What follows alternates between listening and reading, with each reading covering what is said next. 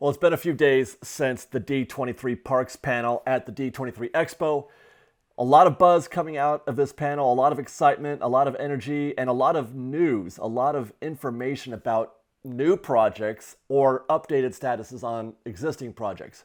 Took some time to put this video up because, well, I was doing a bunch of other projects in conjunction with this one, but also because I wanted to, more information is coming available and I'm learning things. I've learned things since the panel, and I think it's going to help us have a better idea of what we're about to get into. This video, what we're going to be doing today is going to be analyzing, getting into some of the detail about what we should expect.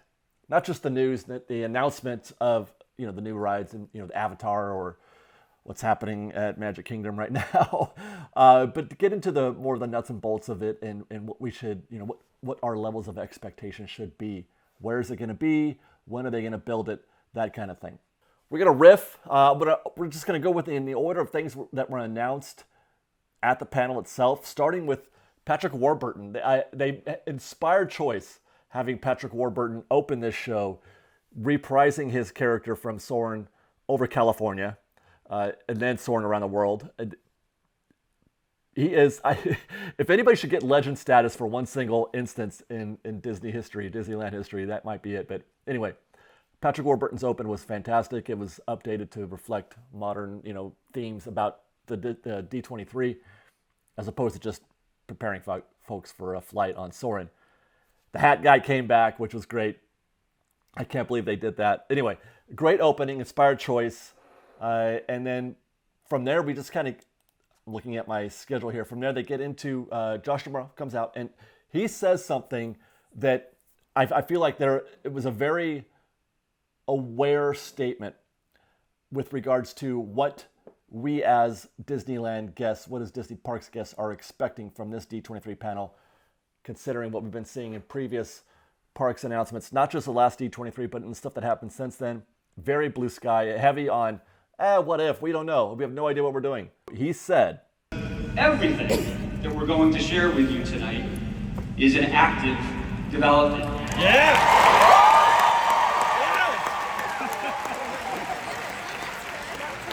This means that plans are drawn. This means that dirt is moving. I just want to be clear with all the fans out there. This isn't blue sky.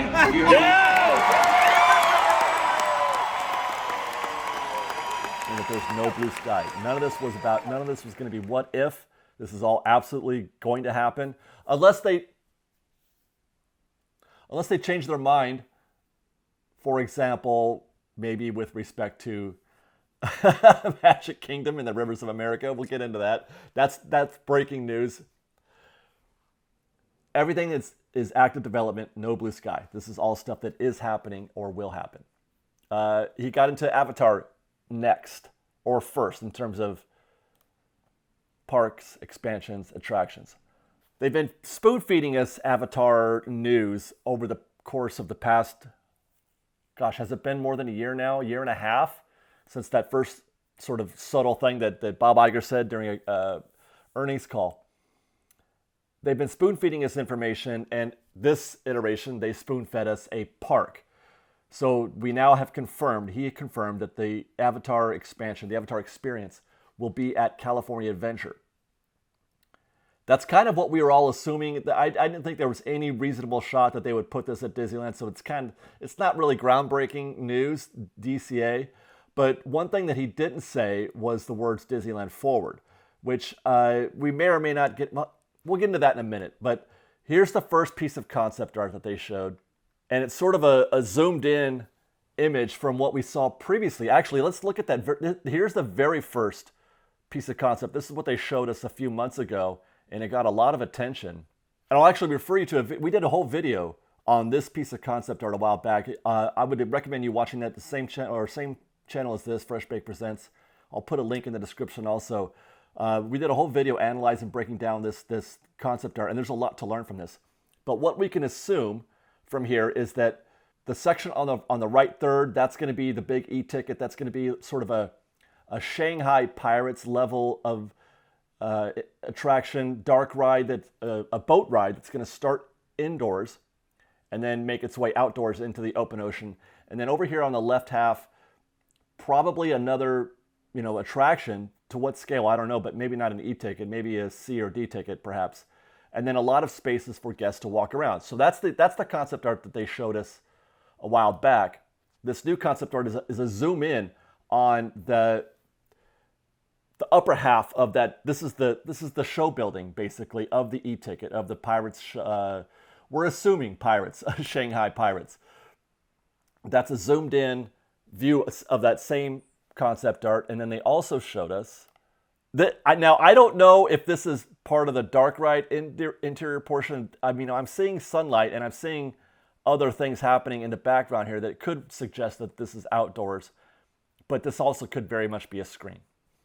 So we don't know for sure, but obviously what they're saying is that there's going to be big showpieces, big set pieces like this, a whale-like creature breaching out of the water to entertain guests. Now, one thing that was mentioned when the Imagineer was speaking on this, she came on stage, was that this is going to be, this is her words, an innovative new attraction that will bring all the action, all the excitement, and all the wonder of Avatar to life in a completely new and thrilling way. Completely new and thrilling way. So A, maybe not Shanghai, and 2, maybe not screens. Because, well, is there a new screen technology that maybe they've gotten that much better at screens, but a completely new and thrilling way suggests something that we haven't seen before, obviously. Now, but that's where I get worried, because Disney is still very much in the screen business. Very much in the screen business. So unless that isn't new, but maybe they found a new way to do the screen technology. I'm not sure. Here's another look at the interior portion of this attraction. This is probably where you're going to be starting in this Avatar boat ride. Obviously, they're going to lead into the bioluminescent part of this world, which naturally they should, because it's beautiful, it's gorgeous, and it looks really good at the Na'vi River journey in Pandora at Walt Disney World. And I would guess that some of these larger pieces here that we're looking at, whatever that creature is in the lower right, the Avatar, the Na'vi in the right side of the frame there as well as the creature on the left side, I would guess those are going to be, at least those will be practical. Perhaps the jellyfish-looking things hanging there will be practical, but then they're going to accent that with screens behind that to sort of give it depth. But most everything that's like within reach of the guest on the ground will be live action, will be practical. So that's the e-ticket. Again, I'm not sure how to classify that attraction. Not sure yet. It's definitely not Na'vi River Journey. It's definitely not just a simple boat ride, although I would be fine with that if it were. Something thrilling and new. So that could or could not be Shanghai, Pirate Shanghai. I'm hoping that it's not. They're going to take you out into the open water, which that's something they definitely didn't do or don't do really at any boat ride that I could think of. Oh my God. I'm just now sort of wrapping my head around that. There is no case that I can think of where a boat ride has been both indoor and out. That's oh my gosh, not even at Pandora do you have something like that. It's very immersive. The outdoor experience at Pandora and Animal Kingdom is very immersive. It's beautiful, but there's no water. There's no water in that zone, but it shouldn't be because it's based on the first film where there wasn't really any water features. But this is obviously very influenced by Way of Water, so there has to be. So this is going to be a land-ish. It's not a big space. You've got the e-ticket there. We're looking at the top view concept art. You've got that e-ticket there in a body of water and some places to walk around for guests. And you've got this little thing on the side, which also, this thing on the side does reconcile with the previous concept art. So they kind of got it there. I don't know how much more of this is going to be final. They showed a model, and there's the model of that skeleton-looking rock structure, which kind of sort of agrees with what we're seeing here as well. But that's going to be really, really neat. That's going to be really cool to be able to just be in a land full around water. I know they do something like that at Tokyo, kinda, but not. It's not an e-ticket where you're kind of going in and out, right? I mean, I don't know. I don't know Tokyo as well as I should. looking at this top-down concept art, so that's just the rear. When we were looking at that first piece of concept art, we're like, oh my God, this is magnificent. I can't wait to be in that space. That's just like a third of this, what we're seeing in this image. That's just that rear third, right? Where that picture is taken is right about there. It's right about there where that image is taken in the first concept art. Behind that, you've got a full land with dining and retail, I'm sure. There's a covered section here in the lower left corner, which I would imagine that could be a walkthrough. That could be a small, a small attraction itself, or it could be a retail or dining. I would imagine that they would take both of those and sort of make it a lived-in experience. So that could be retail or dining. In the bottom right of the frame, that's most likely the entrance. Right here, see that sort of conical shaped thing, the top of it? It looks like a dome, perhaps. A portal. Is that a portal? Kind of like what they're doing at Epic Universe, where the lands aren't all wide open and you can't really see them from other parts of the park. You have to access each one of those lands at the Epic Universe through a portal. You go through a tunnel like you do at Super Nintendo World at Hollywood. You go through the tunnel, and then the land becomes made visible to you. It's revealed, which is beautiful, by the way. So I wonder, this is necessary. A portal like that would be necessary if they're trying to drop this land into an existing space, i.e., let's say, the Hollywood backlot or Hollywood land. If they had designs on putting this in Hollywood land and the backlot, you would have to create some sort of way to transform guests from Buena Vista Street to Pandora, which would be impossible without something like a portal. That's the one way that they can make that work. So keep an eye on that. I like that idea. I really like the portal idea. I love it at Epic Universe. And then just past that, as you come out into the land through the portal to its right, that tree, I'm guessing that's probably like a play area or just a themed environment that guests can kind of walk around and enjoy and feel lived in. And to its right, to the right of the portal, that could be another dining location or retail space. Incredible that what we're seeing in that first piece of concept art is just about a third of what they have planned. Is this an entire land? 2 rides, which is typical these days. That's how they build them now because, well, for a lot of reasons, but that's pretty much how they build lands these days. 2 rides, at least 1 dining and 1 retail, I'm assuming. So yeah, that's a land. I don't know why they're hung up on calling it the Avatar Experience as opposed to an Avatar Land. Maybe it's just because they haven't come up with a name. They don't call it Avatar Land in Hollywood. They call it Pandora. This is still Pandora. Can you call it Pandora? You've already called the other one Pandora. This is still Pandora, but can you call this one also Pandora? I don't know. Where's it going to go? Nobody knows still, but the size of it, the fact that I don't believe this is something that needs to be built from the ground up.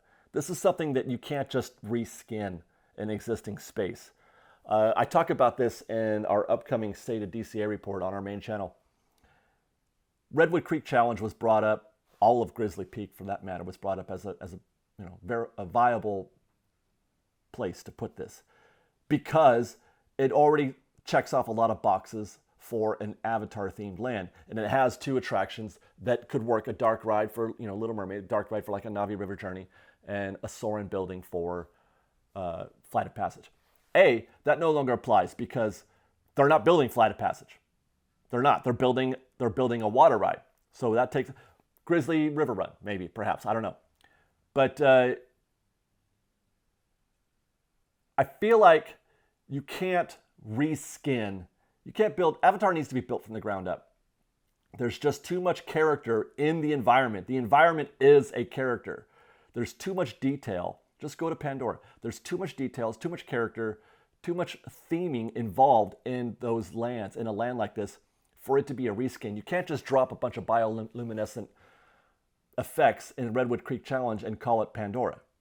You simply cannot.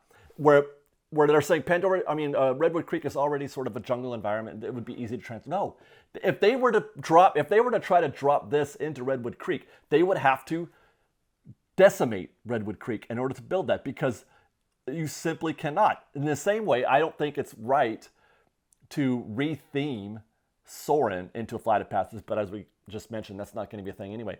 I suppose it's possible, question mark, at Grizzly River Run, but that's a completely different environment. It's a mountainous, woodsy environment as opposed to, a jungle like this.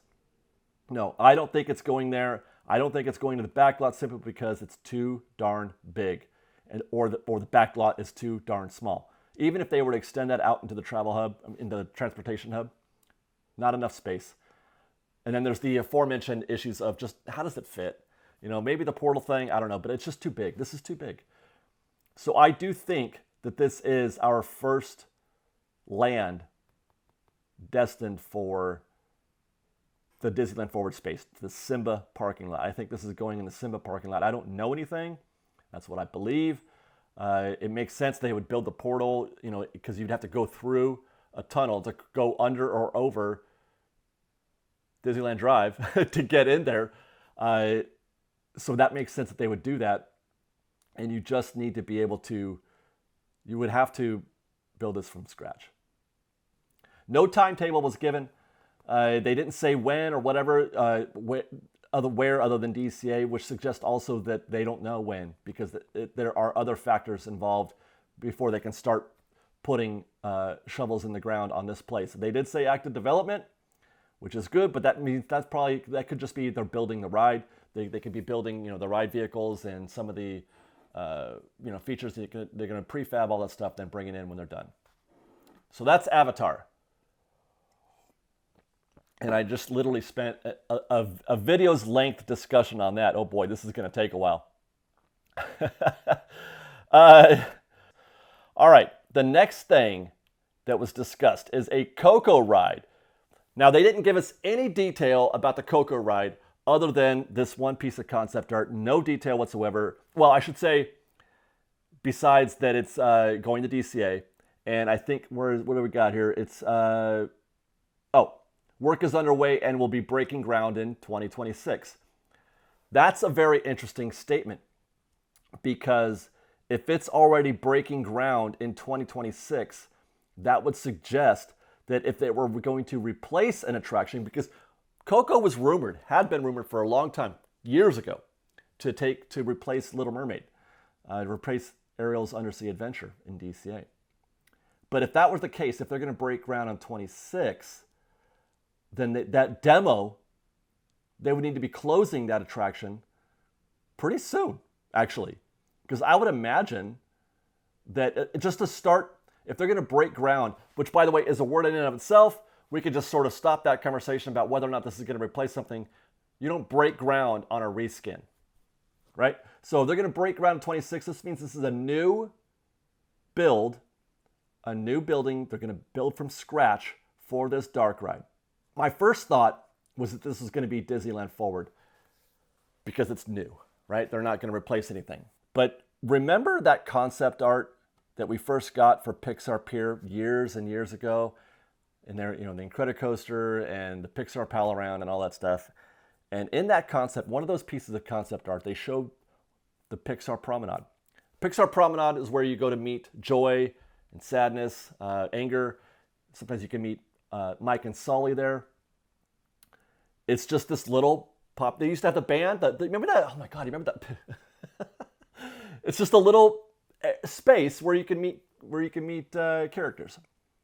In that concept art, there were guests coming out of something behind. And now I subscribe to the idea that everything that is done in a piece of concept art is to convey some kind of message. It doesn't have to exactly be a one-for-one situation, but they're trying to tell you something with something like that. When they show you guests coming out of a location or going into something or going over here or over there, they're trying to convey a message. And that message is that there's something behind that wall.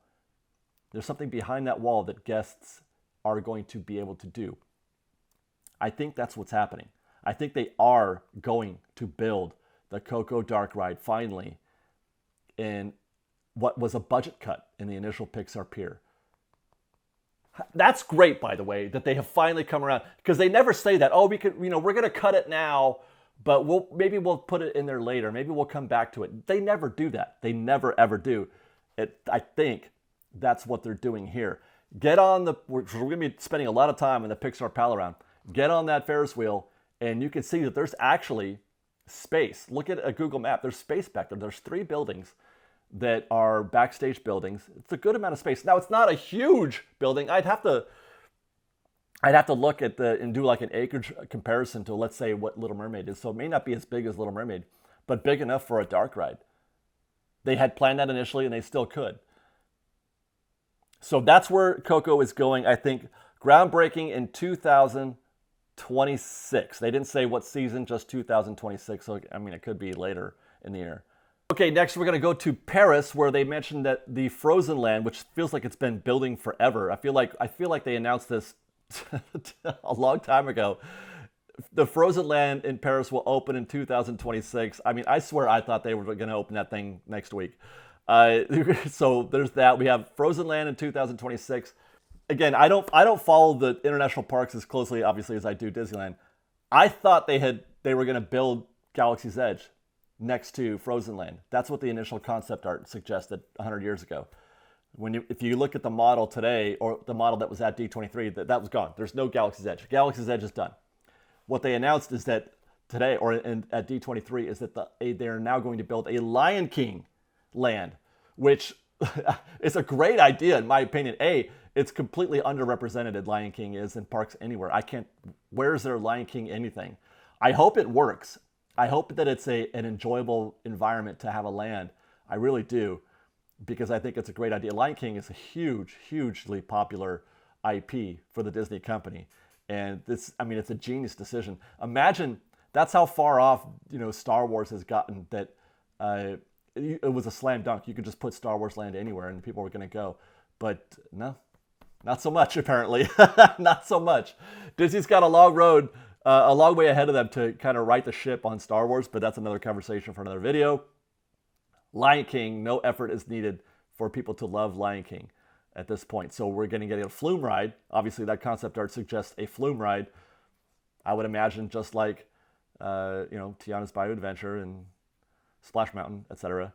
But other than that, no details. They didn't even say when they were going to start building this. I would imagine that the ground is probably already leveled. The ground is probably already prepared for building. So it probably wouldn't take too long to start putting shovels in the ground.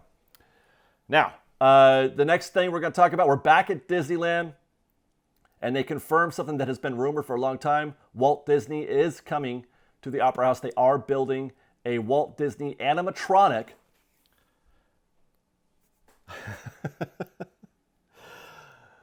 A Walt Disney animatronic is coming to Great Moments with Mr. Lincoln, and it's going to share.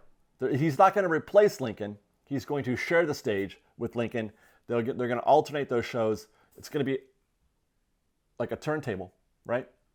And one half is going to be Walt, the other half will be Lincoln. They're building that.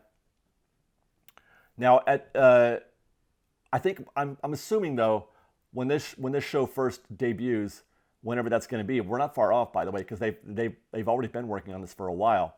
It's been a secret. One of the few things that have been kept secret at Disney.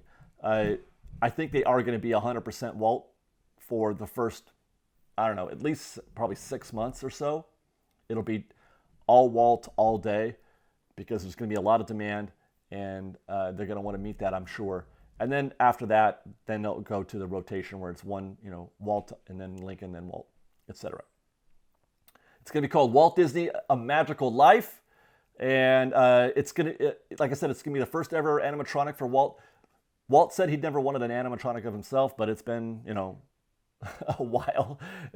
I think people are okay with the idea of him, even if Walt didn't want one. I think it's still a good idea. I personally want it.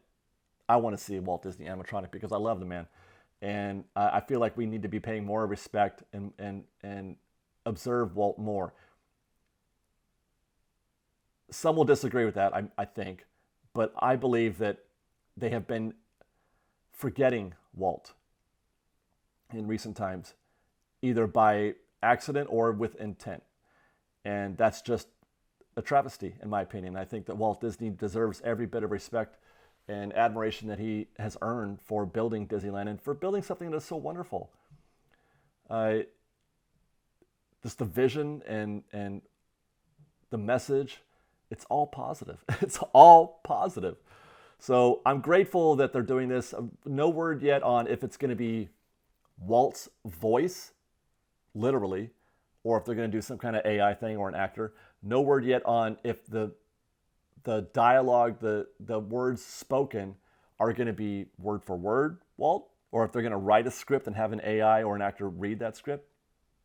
Personally, I would prefer it to be 100% historically accurate. We have seen or heard what happens when they get something that Walt said wrong. Disney 100th. Just one word. You get one word wrong and people lose their mind. So that just goes to show you how much reverence that people have for Walt. So I that's what I would prefer, but we'll see. I'd be okay either way, I guess. It wouldn't bother me necessarily, but I'm 100% in the camp that it should be historically accurate. We'll find out. It's not going to be long. I don't think we're very far away from seeing Walt in the Main Street Opera House. We're not far away. Stay tuned for our construction reports because we update that every week. We look at the calendar and see when things are going to be reopening. And when that happens, when we see a date, then we'll know. I have a feeling Disney's going to announce something before that time, though. Oh, yes. And they played Feed the Birds at the D23. So I'm going to assume Feed the Birds is going to feature at some point in that show. They'll be singing that perhaps in the background as they're maybe like a montage or something like that. I'm really happy. I just want to say thank you, Disney, for doing this. Thank you. It means a lot, I think, to a lot of us. Okay, moving along. We have a new land coming to Animal Kingdom. Pueblo Esperanza. This is the land that this is rumored and finally turned true. They're already in development on this. We've seen or heard reports of there being construction crews on site. The trailers have been set up to start the process and have people on site to start working. It's going to replace Dinoland, which actually Dinoland, I've been there twice. I've been to Dinoland twice, and it was bonkers busy. Both times I was there, it was kind of madness, actually. So I don't know if this is necessarily a capacity issue. Well, I will say this.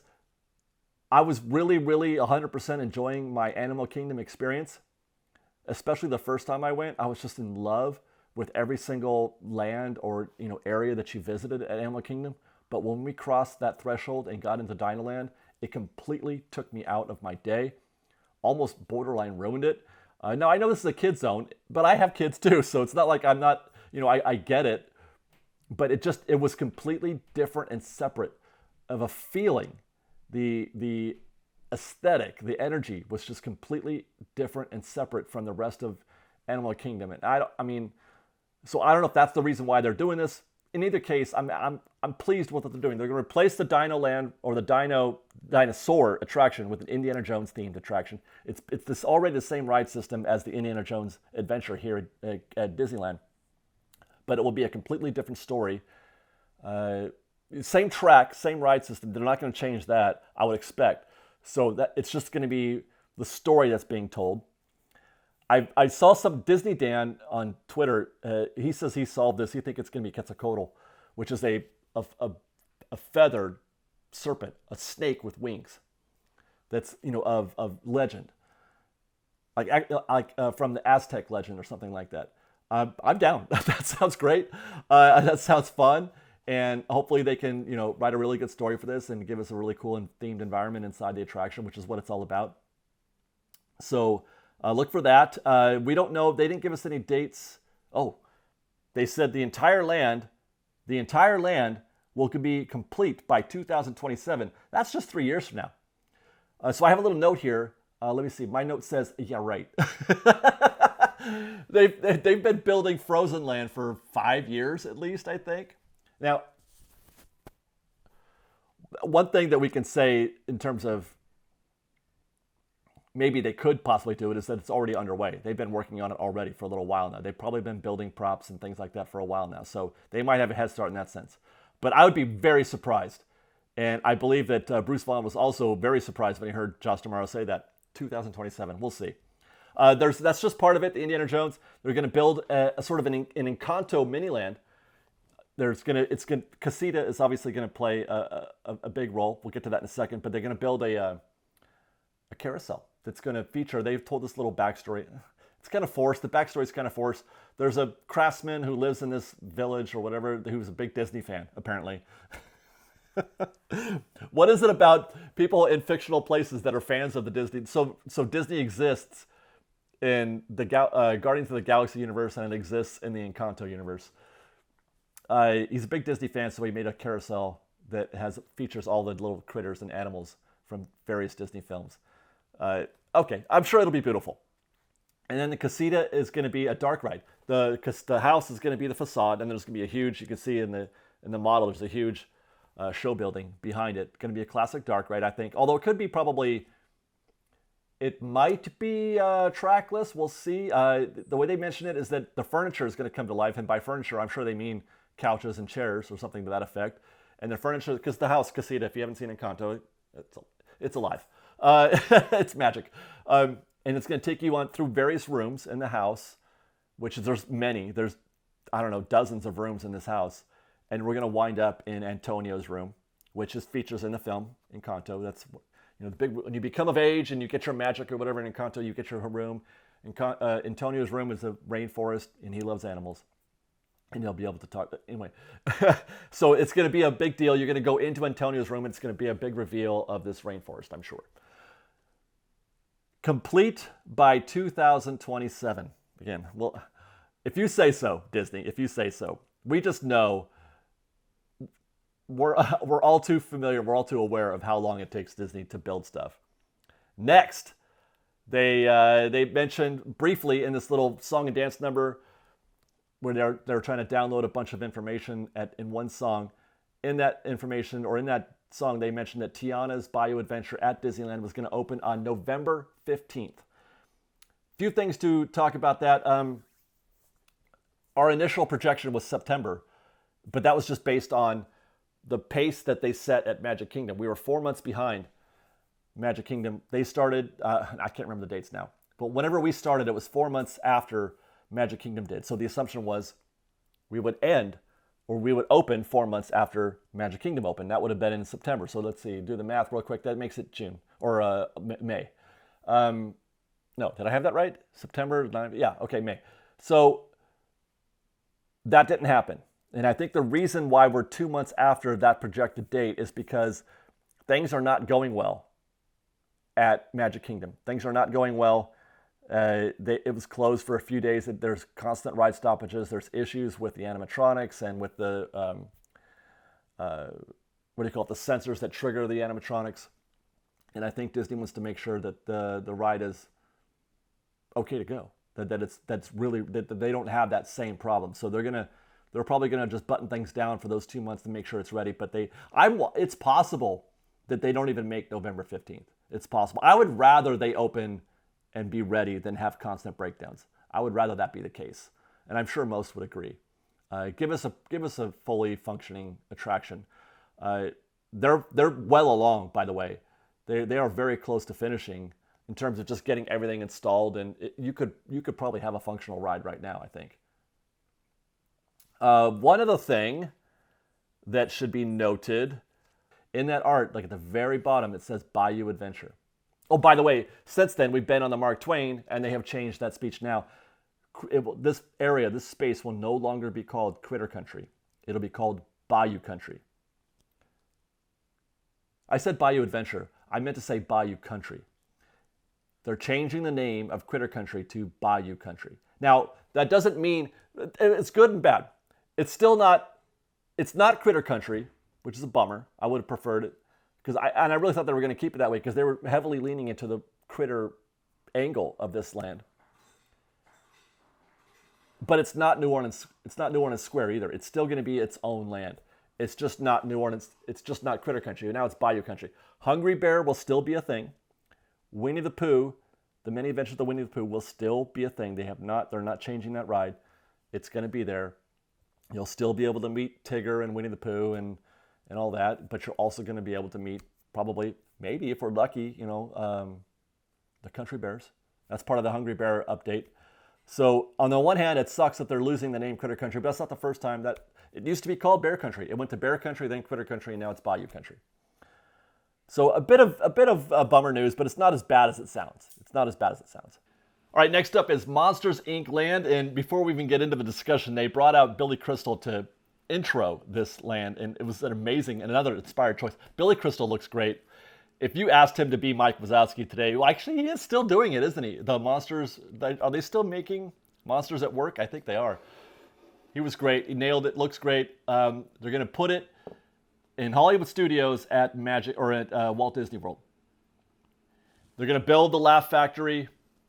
And then inside that will be they've been talking about this attraction for years, for a decade or so. The hanging door attraction is going to finally come to life, which is something that, people, as I just said, been talking about this for years. They should make that ride. And it was even rumored. There was a point that it was being rumored for the Hollywood backlot. And you know what? It still could. They still could.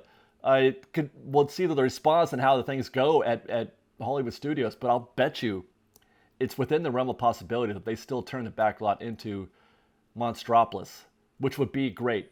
Now, by the way, this is a good opportunity to talk about. There was a percentage of responses regarding this announcement and a few others that Disney was just taking old ideas and then bringing them back up again. And gosh, don't they have anything new to come up with?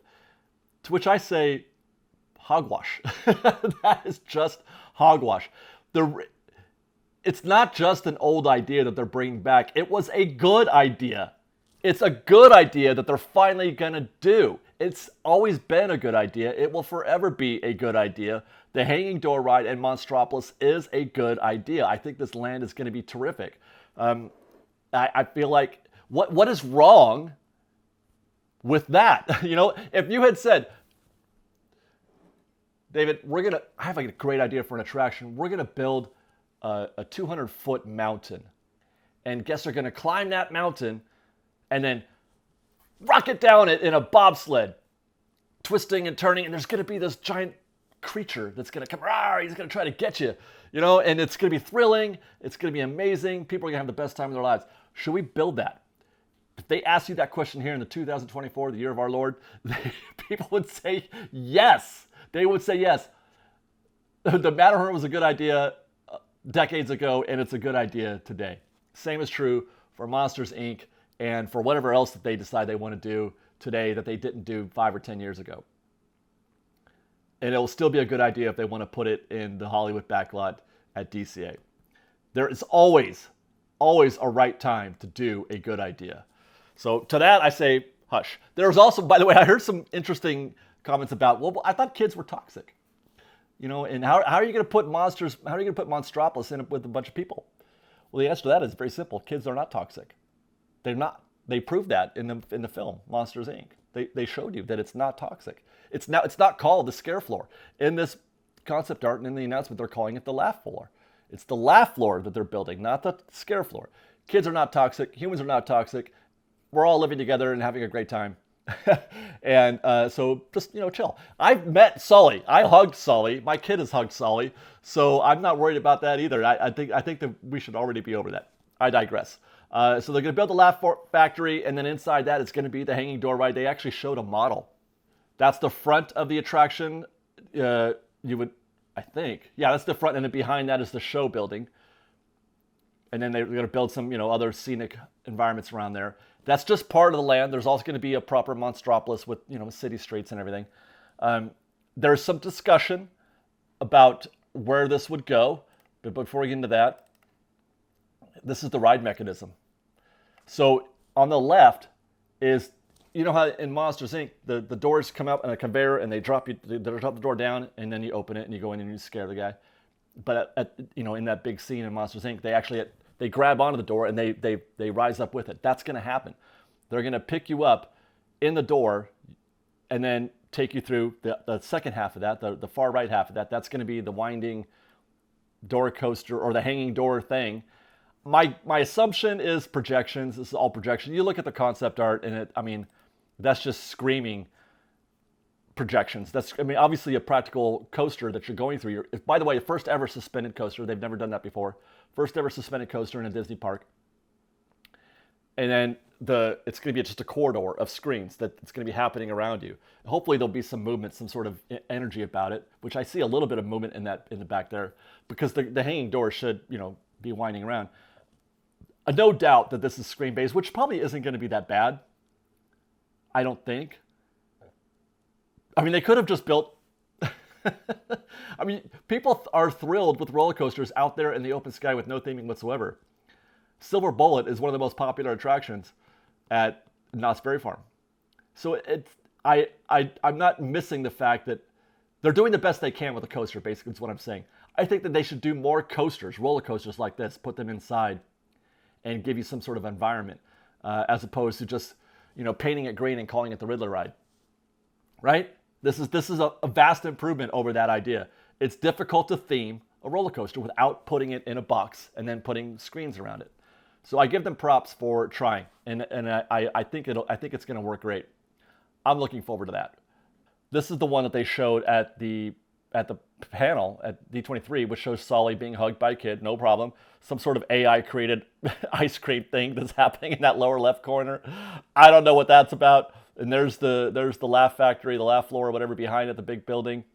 Where's this going to be? There's a couple ideas out there. There's that whole Muppet area where the Muppet Vision 3D Theater is, Pizza Rizzo, or the animation courtyard on the other side of the park. Looking at this, I just realized, are they going to build Harryhausen's? Is that Harryhausen's back there? Are they going to finally do that? With the eyeball? That's Harryhausen's, isn't it? Anyway. This concept art, you can see there's a water tower on top of that building right there. That's Pizza Rizzo. There's a water tower on top of Pizza Rizzo, and that, in terms of where we're at in the space, that makes sense. It lines up. That the show building there is right about where that center structure is in the Muppets courtyard, as it were. I'm not sure what they call it. I don't know Magic Kingdom or Hollywood Studios as well as I should. And then the Muppet Vision Theater would be that building right there in the corner in the right third. That tracks a little bit. Then there's the courtyard, the animation courtyard. I have no idea.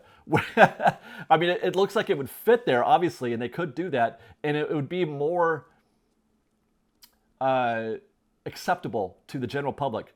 People love Muppet Vision. They love it. They absolutely love it, especially in Hollywood Studios.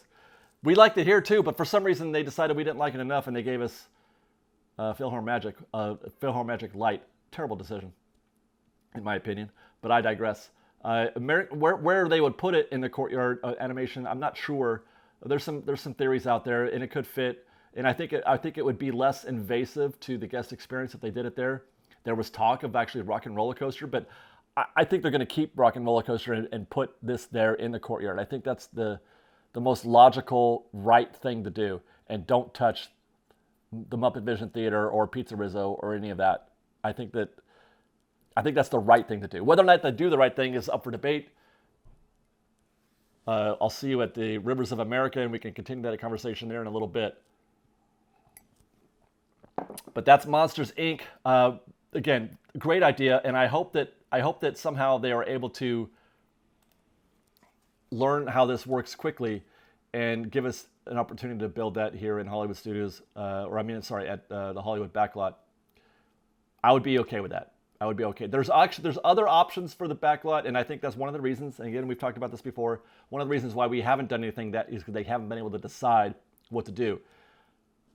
We'll get to that conversation in a minute, but let's stay at Walt Disney World. Cars Land is coming to Magic Kingdom. I've been alluding to this with the Rivers of America. They said it's going in Frontierland. Now, that's a questionable statement because Frontierland is a tiny little land, so obviously it's expanding. I thought that meant what's behind Frontierland. Remember what's behind Big Thunder? Okay, here we go. Cars Land, boom, done. No. They're going to grow Frontierland, but they're going to pave the rivers of America. They're going to pave the rivers of America. They're going to take a bulldozer to Tom Sawyer Island, and they're going to put this new Cars Land there. 2 attractions, which, by the way, these attractions look great. I could go on and on about what's happening here. As a matter of fact, let's just look at this first Cars Land concept art. I love this. I love this ride, the looks of things. Look at this scene that they're creating. They're off-roading. Okay, this is not the desert, by the way. They're not building Radiator Springs. It's just some other Cars Land. Now, remember, the Cars universe isn't just that desert. It's the whole world.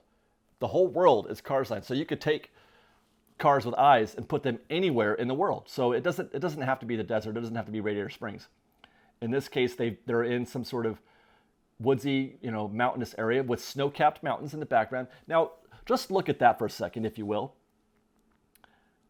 That, again, this goes towards me thinking that they're trying to convey a very specific message. There's many messages being sent in this concept art. The one I'm looking at now is that you're going to go up that mountain. You're going to go up that mountain, and then you're going to come down that mountain. Look at the grade. Look at the slope of that. It's up, okay? It's sharply up. You're going to go up a mountain as if you're, 4x4ing. You're going off-road, and there's this very steep grades there. It winds around. It goes around that sort of mountainous top there that's supposed to remind you of the space in Ornament Valley, when the big waterfall. Anyway. So you get to the top, and then you come down the mountain. You can see at the very tippy top of that mountain, there's a vehicle. And then he's going to go down a very steep grade and wind up where these 2 cars here. And then you're going to cross that river, and then you can do a little off-roading in the dirt here. Why am I observing this so closely? A, there's no tracks on this. Now, I could see where they would not put a track down in the concept art because that kind of takes you out of the story. But more important, I think, is that this is not going to be a racing. Well, I mean, it is. It's an off-road rally. It's an off-road race. But it's not going to be like it is at Radiator Springs Racers. This is going to be more thrilling, more like a coaster. With this grade, you're going to go up, up, up, up, up, up, and then down like you would in a coaster, right? You're going to climb, climb, climb, and then you're going to have a thrilling moment where you start going downhill. I could see this being more coaster-like than just a fast car. I don't think speed is really at play here necessarily. I think that is very obvious, the message that they're trying to send here. Now, how they do that, I don't know. But look at another piece of concept art. Do I have it? That guest is wearing a 4-point harness. You can see it coming over the shoulder, right? And it's meeting at the center, and then it's going to come up from the ground as well. At Radiator Springs Racers, it's just a lap belt. Well, no, it's over the. It's over the. It's 1 point basically over the shoulder, like a regular car seat belt. That's a 4-point harness that she's wearing. Why would you need a 4-point harness? A 4-point harness if you weren't going to have some sort of extra experience, an extra physical experience, more like a roller coaster. This is really going to be something. This attraction really is going to be something, I think. And then you're going to mix in the environments. I love when they do that. It's just not a single type of experience. Like with the Avatar and the boat ride, you're going to be in the dark ride. They're going to be outside, out into the... Dude, I lose my mind every single time I go out the door of Alice in Wonderland, okay? The Red Queen is out there. She's shaking her fist. She's really upset. And then you're outside and Goofy starts screaming and you're like, it's great. It's great. I love that. I love it. And this is similar but different. You're going to go from this thrilling roller coaster type drop, I'm assuming, I'm hoping, and then you're going to go off-roading into the river. You're going to go through the river, and then you're going to go off-roading into the dirt. Sign me up. Sign me up for that. That sounds wonderful. There's going to be another ride, a kid's ride, I'm assuming. It's a smaller scale, and it's going to be another Cars type ride. I don't know what it is. This one actually could be more like Radiator Springs, but I don't think they have the space to build both of those environments. So I think the idea there is that's going to be some kind of kids ride, which is great. If we look at the concept art, we can see all kind. Oh my gosh, look at all this is happening here. I could get lost for days. So this mountain. Okay, let's look at the wide shot. There's Big Thunder. Okay, that's Big Thunder right there. This is the new concept art that he released after the Parks panel, 2 days later. There's Big Thunder. So that gives you a sense of scale. If that's Big Thunder, then this mountain range, this snowy mountain range, is the literal rivers of America. Okay, and over here on the left, that's Frontierland. Those storefronts right there are Frontierland, which is kind of comical, as people have noted in social media. That's not even Magic Kingdom's Frontierland. That's the Frontierland in Disneyland Paris. But I digress. I'm not sure why they felt the need to do that, but there you go. This little walkway here that's running alongside of it, that's going to be that same walkway in Frontierland. How they're going to fit, how they're going to make this seamless, I don't. I pray that they know what they're doing as far as this goes. We're going to get into that conversation again in a minute. So that mountain range is basically the rivers of America, and then this center part, that's basically Tom Sawyer Island. What else do we see? Okay, so you got cars going on behind that mountain range. They're probably going to curl their way up and then come back down. That's got to be the e-ticket, right? Doesn't seem very big. Oh yeah, see, there's the top of that mountain that we saw in the other concept art. That's it right there. At some point, those same vehicles are going to cross this bridge. It's definitely some kind of rally race. There's a starting line. Yeah, there's your cue. The vehicles are going to. Oh yeah, look at that. The vehicles are going to launch here. They're going to go off road. They're going to cross the bridge, and then they're going to make their way into that mountain range. Where they come down, I can't see. I don't see where the water feature is, but I'm sure that we'll figure that out. And then let's see. There's Mater and Lightning McQueen, so I'm going to guess that's the starting point for that other kids ride that we were just talking about. And there they are. You can see that kids ride back there in the corner. Where that ride goes, I don't know. To the right, I see some pit stop guys down there. If that could very well be like a third attraction. That could be a third attraction right there. That could be maybe like a Mater's type situation. Those guys all going around in a circle like that. They look like those could be ride vehicles. I would be willing to bet that that's Mater's type situation. Look at all the geysers and stuff going on back here. So they've got this really snug up against Frontierland. And then on this far right path, you see guests. Again, this is something that I noted back where those guests are facing in a direction with intent. They're going off into some other space to the right. Theory there is they're off to Villain's Land, which we're going to talk about later on, which is another land that they're building. That's what's behind Big Thunder, apparently. We'll get to that.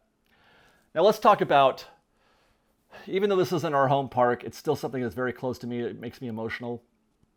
They are going to pave and destroy, basically, the rivers of America and Tom Sawyer Island. I get that there's a desire for capacity. I get that there's a desire to improve ROI in a space. I get that. I do. It still hurts. It still hurts a lot because what you're sacrificing is beauty and aesthetic and a feeling that you get. And that's something that cannot be underscored. It's something that I hate to do this. I hate to be the guy who's like, Walt would never do this, right? But that's something that Walt did understand. He built the rivers of America here first because, not just because it's a cool, a ride with capacity.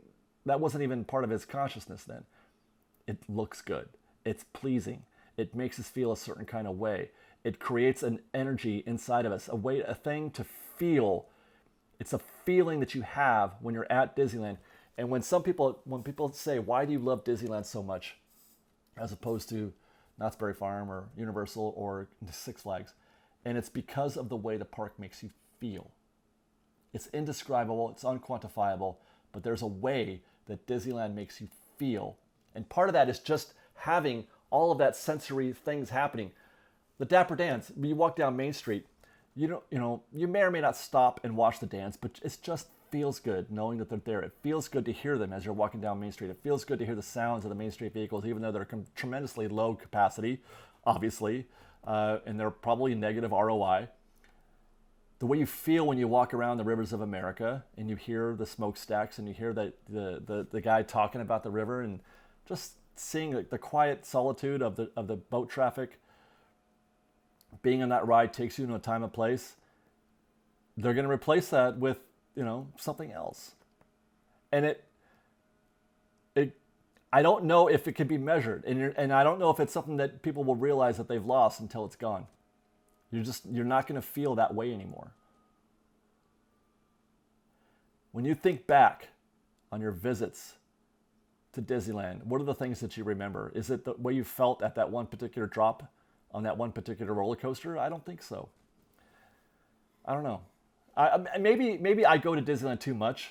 Maybe that's why I'm feeling this way. Maybe I go to Disneyland too much, and therefore it's not. I don't care about capacity. I don't care about having the next best ride. It's just about the experience, and maybe that's something that is a negative for my part, that I can't see it from a regular customer's point of view. Perhaps, and maybe this is going to be great.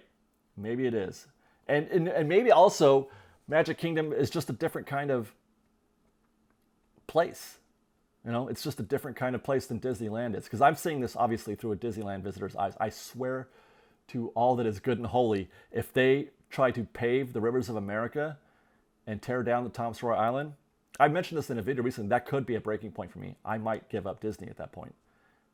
It could be. Although I already I'm like, think about all the coverage. I would want to report on that. I don't want to cover it and see how it looks. But I would never feel the same way about Disneyland again if they did that here. And I hope that people that run Disney appreciate that and understand that. I mean, I know why they make these decisions, and I know I'm going on a rant here. I know why they make the decisions. There's more to it than just ROI and capacity. I know that the river is in bad shape. The river is not in good shape. I know that there are issues with, how it connects to other parts of the park. I know, for example, that that there's a dead end at Frontierland, and you have to turn around and go back, and they want to fix that. I was very pleased when they solved that problem. We had the same problem here at Disneyland. Critter Country was a dead end. Building Galaxy's Edge allowed them to complete the circle, and guests could go through. It's a much better experience that way for the guest. I don't like having to go to Haunted Mansion and turn around and go back. I don't like that at all. So I appreciate why they want. I appreciate that they want to create, a full circle to kill those dead ends. And as I understand it, that's not possible today. It's not possible without solving the problem of the river. The river is what's making it not possible to solve the dead end problem. And the only way to solve the river problem is to fill it up with dirt and rock, and concrete. I mean, it's a catch-22. It's a difficult situation. So I can understand that there are other mitigating factors, and I think that most of us would agree if you just stop and think about things rationally, that there's more than one reason why they make the decisions that they do, the Disney company, and to solve one problem creates another, or in order to avoid creating that problem, you just have to give up on that other idea. That idea being, how do we complete a full circle around the park? And that's a very useful and quality thing to have. Dead ends suck in theme parks. A dead end sucks. So I get that. What I would say on that is, I feel like Disney there's so much information out there. The world we live in today, it's certainly, it's more wide open than it's ever been. They need to trust Disney guests with being more transparent. They need to trust us and know that they can tell us, hey, the bad news, give us the bad news that goes with this good news. Well, I mean, they did 2 days later, but I get it. But they need to trust that we would tell us why. Let us know so that we're not full of rage and guessing and having to have these, conspiracy theory conversations on Twitter. Tell us, right? Tell us why you have to fill up the river. Go ahead. Trust us that we can handle it. So that's Cars Land. It looks like a really, really brilliant place to be. I think it's great, and as an experience, I think it'll be terrific. I just hope that they can solve, instead of having the river on your right as you walk down Frontierland, and the Country Bears on your left, Pecos Bill, which, by the way, that's probably not going to be a thing anymore. Having Frontierland on your left and the river on your right as you walk down, it's the reverse as you look at this. You're going to have a giant snowy mountain? ? Question mark. Is that going to play? I don't know. I don't know. Okay. Man, I could go on and on. I did go on and on about Cars Land at Magic Kingdom. And by the way, I'm not troubled at all, I should say, that they're putting Cars Land in Magic Kingdom. That doesn't bother me in one bit. Because some people say, no, it belongs more in Hollywood Studios or something like that. Nah, I don't think so. I don't think that's necessary to feel that kind of way. You could put anything anywhere, in my opinion. I mean, maybe not Marvel at Disneyland. I'll say that. I don't think Marvel would fit in Disneyland, but that's okay.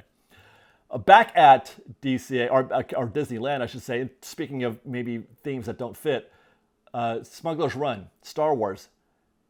They're going to add a new Mandalorian story. Right now, there's just one. We're supposed to have multiple stories, 3, 4, 5 different stories that we could collect at Smuggler's Run. Ever since it's opened, we've had one story. Those stupid canisters of coaxium. I'm over it, okay? I'm over it. I only ever get two, usually one, sometimes two, and that's it. And otherwise, it's the same thing. It's worth arguing about because this is supposed to be a story-based ride, right? The story is the ride. I understand that riding a credit coaster is the same exact story every single time too. So is Radiator Springs Racers. So is the Matterhorn and everything. But they're trying with the way they built that ride. It should be, that's part of the thrill of the thing. What's going to happen? I don't know. That's the whole point of having a screen-based ride is that you could change it and it could be something else.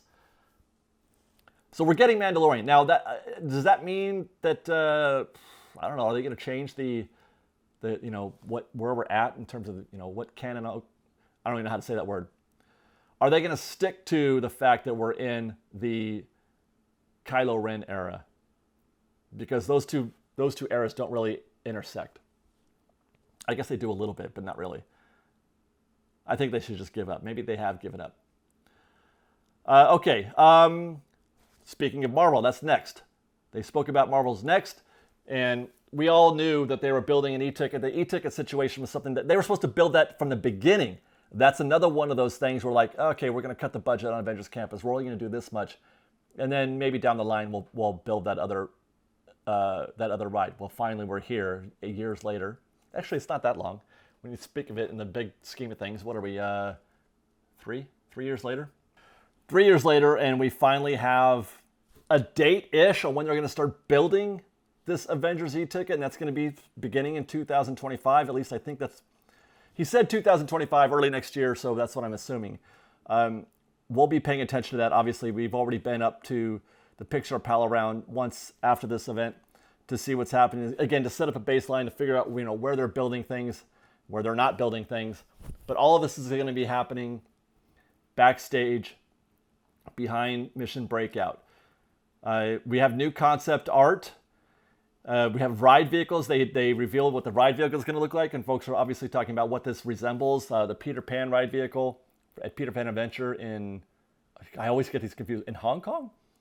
They've got, or they're comparing it to maybe the Transformers or the Spider-Man ride. All of those, I don't know.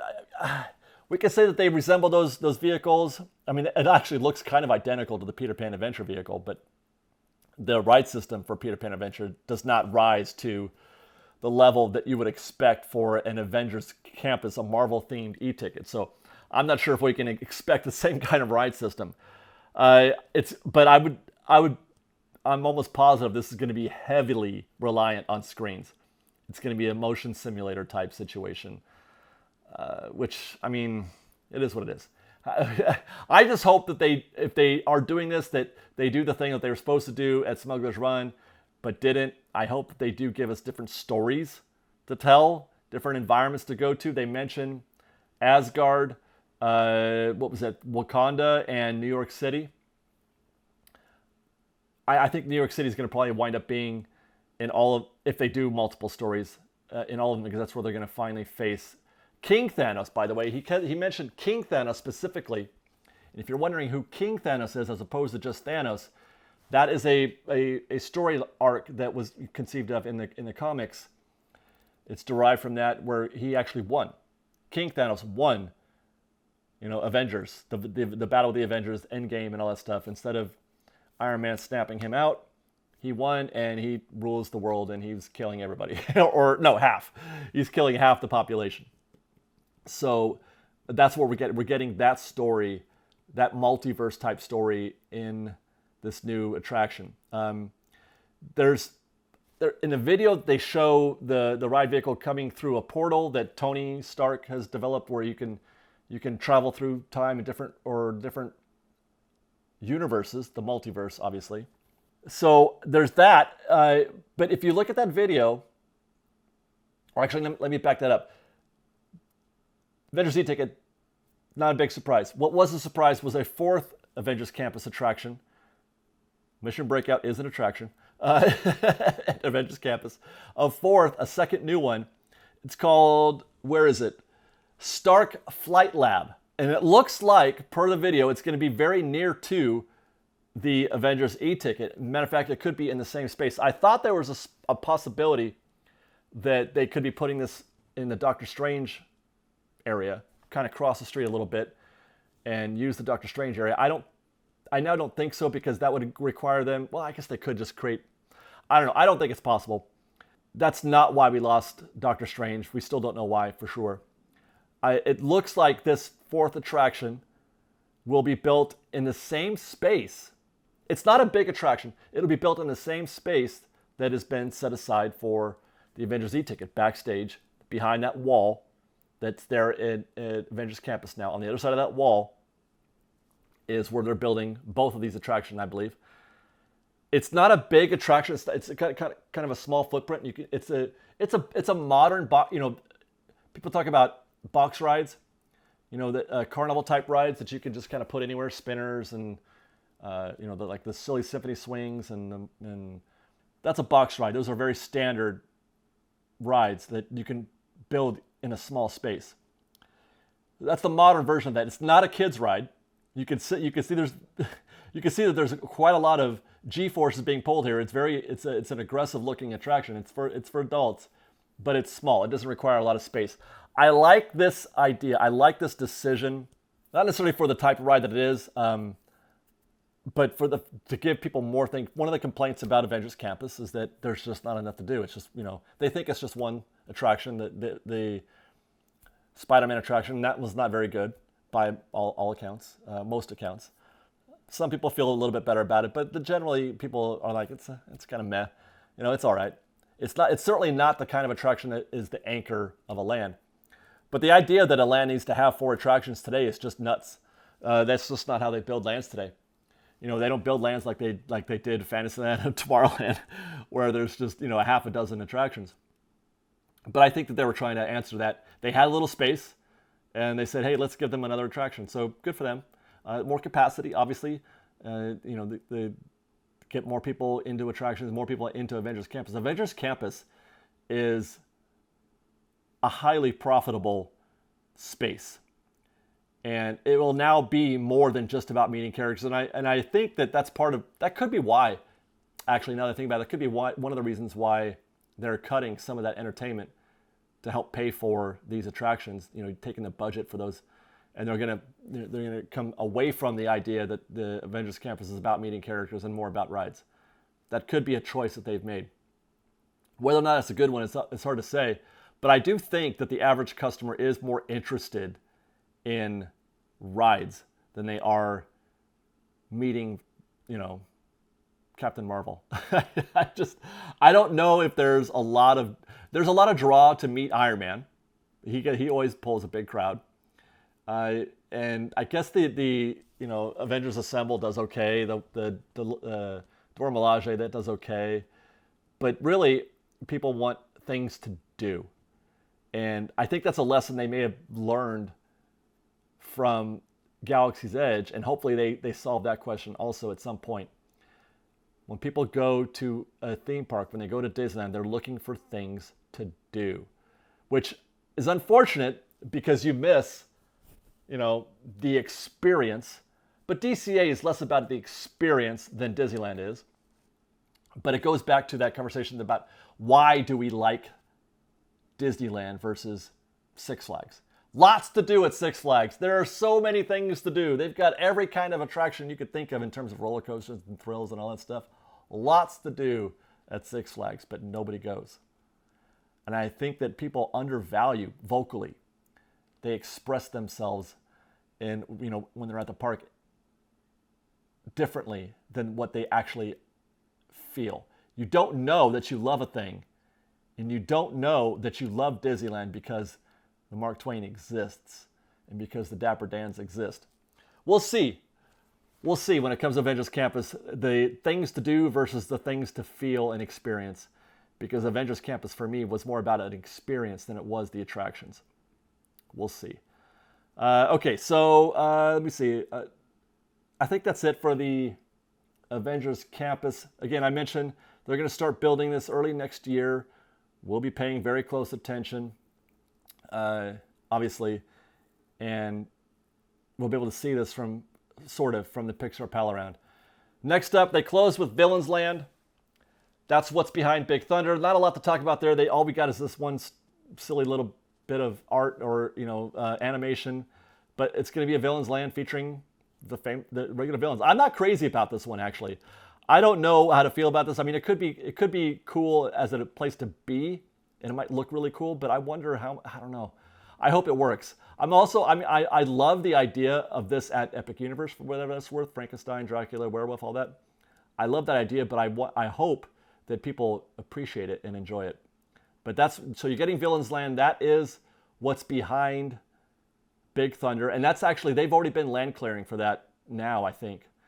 So we could be seeing that development. God, imagine two new lands coming to Magic Kingdom. And by the way, that's two proper lands. You could say that they're retheming Tom Sawyer and Rivers of America, and it's not a proper new land. True, but when it comes to the numbers, the volume of guests who are going to occupy that space, it's as though there's not a capacity conversation to be had there. Not the Mark Twain, the Liberty Bell and the Tom Sawyer Island drew, I don't know, not even a tenth, I would guess, the number of guests as the Cars Land would on the river. So it is truly a new land. It's truly new capacity at Magic Kingdom. All right, so that's all the announcements. That's all the new attractions, new lands, etc. announced. I mean, there's a few other things that they talked about, but I won't get into them. They're small stories. Two major questions left from this D23 Expo. Two major questions. One of the things that we thought we were going to get and we didn't was news about the 70th. But I guess the Walt Disney thing is kind of a 70th type situation, but that's a permanent addition. That's not temporary. That's not for the 70th. We didn't get any mention of the 70th. Well, they talked about it, but they didn't say, what they're going to do.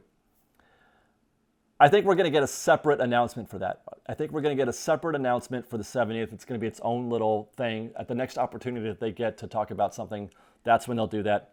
I think that's also why we didn't get any kind of mention of, let's say, Paint the Night. Now, that's not saying that we were supposed to get a mention of Paint the Night. I was just hoping for it. I was really crossing my fingers, and I thought that would be a thing that they would want to talk about as part of the 70th, though. And because they didn't talk about the 70th, they wouldn't talk about Paint the Night. But I'm still holding out hope that there could be talk of Paint coming back, at least for the 70th. When they make that 70th announcement, we'll see. The other big glaring omission for the fourth straight D23 was nothing about Tomorrowland. Nothing about Tomorrowland here in Disneyland. I was very optimistic. Well, I was medium optimistic about them talking about Tomorrowland because I've heard things from multiple sources that there is a plan for a new Tomorrowland, that they are working on it, that it is a thing. Braden over at Mickey Views, very connected dude. I trust him implicitly. If he says that a thing is a thing, I trust Braden. If you are interested in news and things that are happening at Walt Disney World, he covers that top to bottom. Excellent coverage of Walt Disney World. Braden is the guy. He was near positive that they were going to mention Tomorrowland. And that tells me that that's just not coming out of thin air.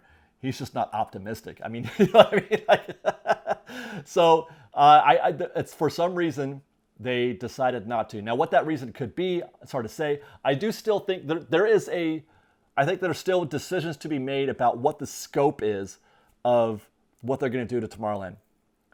I think at minimum, we're looking at taking down most of those buildings to the studs and rebuilding them from the inside out.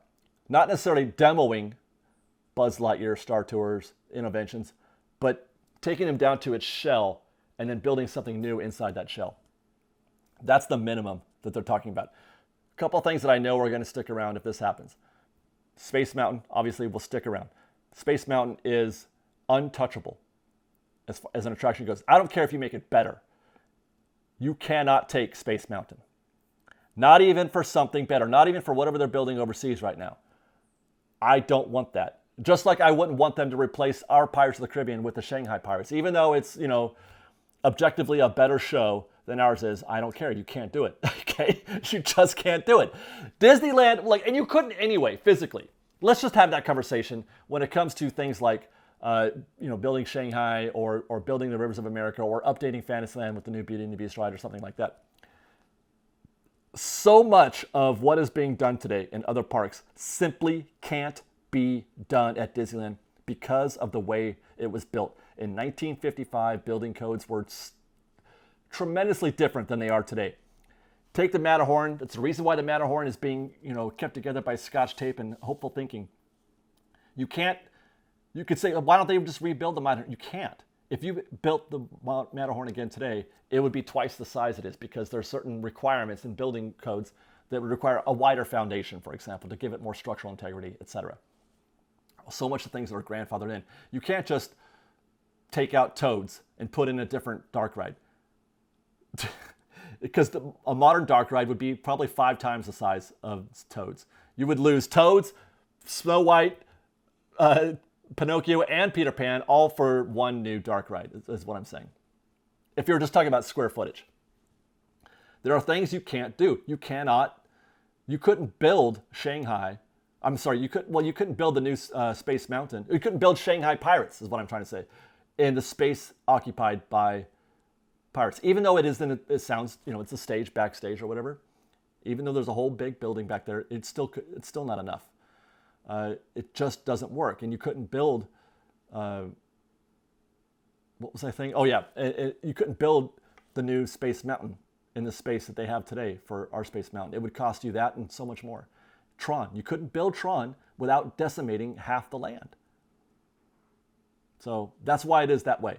So I think that actually also works to our favor.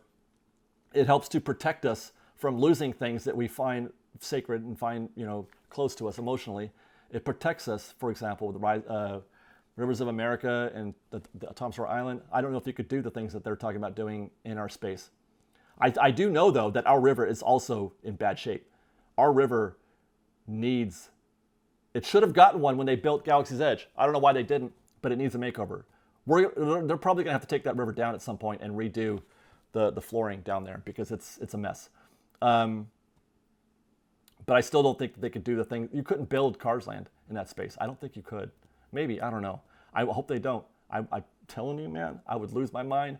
But luckily, like I said, the way things are built, for Disneyland, it creates a situation where that's why it's difficult for them to update things here. And that's why it's difficult for us to add things here. The only way to add things here at Disneyland is to put it in a new piece of real estate.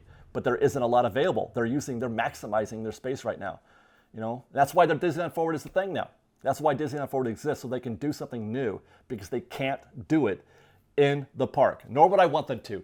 Disneyland is sacred, okay? Disneyland, you can't just, anything, you name it. I don't want them to touch a dang thing at Disneyland.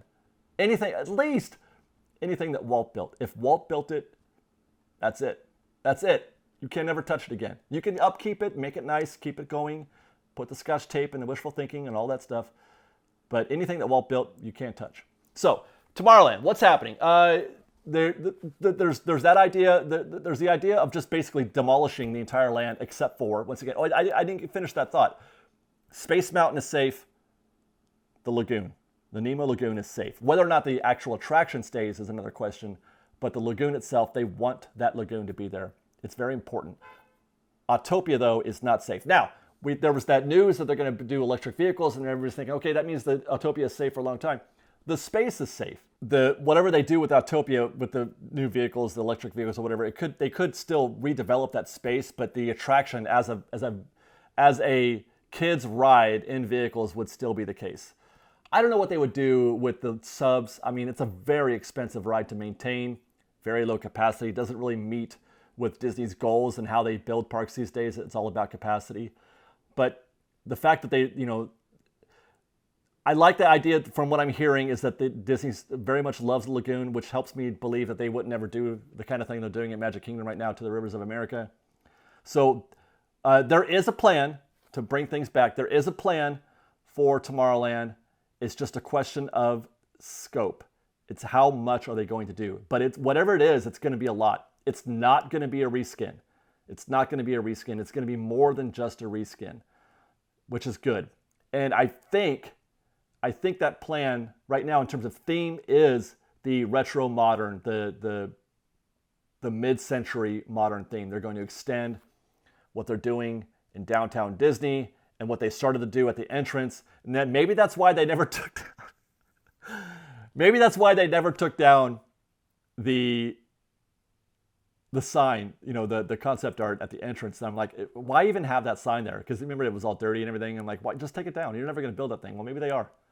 Maybe they are. But I think that is going to be the thing that they extend back into the rest of the land, which is a great idea. Because then you're not constantly chasing the future.